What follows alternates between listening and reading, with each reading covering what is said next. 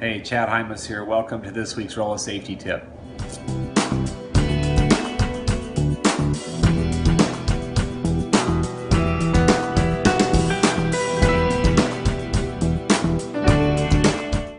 Welcome back, and thank you all for joining us for this week's safety tip. Coming to you live from home. Had to come home a little bit early as I caught a sinus infection. This week's topic is as the seasons change and as darkness seems to prevail the sunlight, there are a few things that we need to think about. Whether you're on daylight savings time or you're not, the truth is we have less sunlight now than we do in the wintertime than we do in the summertime, and also the seasons change and it gets colder out, and we should prepare ourselves for that and try and do it proactively rather than reactively. I caught an infection and turned into a sinus infection, and that is something that is totally preventable and could have done that in advance, and so I'm having to take some time off. And I've realized that I can't help other people and be out sharing my safety message if I don't take care of myself first. Symbolically, how can you take care of your coworkers and your colleagues, or be there for your family even at their special events, extracurricular activities, if we don't take care of ourselves beforehand? So a couple things to keep in mind as we approach the winter time and have less sunlight and more darkness, and also have colder weather versus warmer weather in many parts of our country and in our world where this message is going to. First and foremost, I want to talk about pedestrians.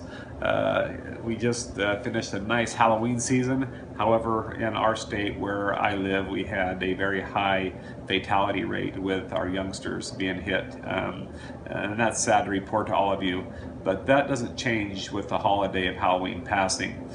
We still have darkness over much of our land at 5 o'clock at night, 4:30 in the evening. It gets to be dark in many locations where our kids are commuting home from school, and our kids are out and about amongst neighborhoods, especially on Friday and Saturday nights.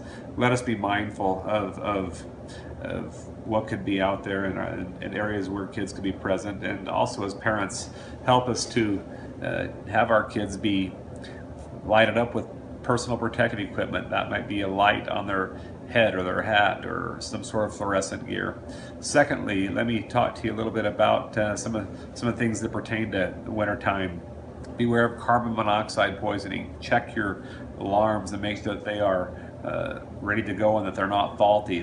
We lose literally hundreds, if not thousands, of people annually due to carbon monoxide poisoning. Make sure that your cars are winterized, and not just when I say winterized, I'm not just talking about the fluids in your cars, but have a blanket and a flashlight and some granola bars and some backup safety equipment in your vehicles for this change of season and this change of weather. Let's make sure, as I mentioned earlier, that we take care of our own health and try and stay hydrated. People often relate dehydration with the summertime weather and the heat outside. The truth is more people get dehydrated in the wintertime than they do in the summertime. Drink a lot of water, at least 64 ounces a day where possible.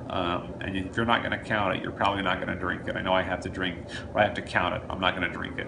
These are just some tidbits that will help us as we have the change of seasons.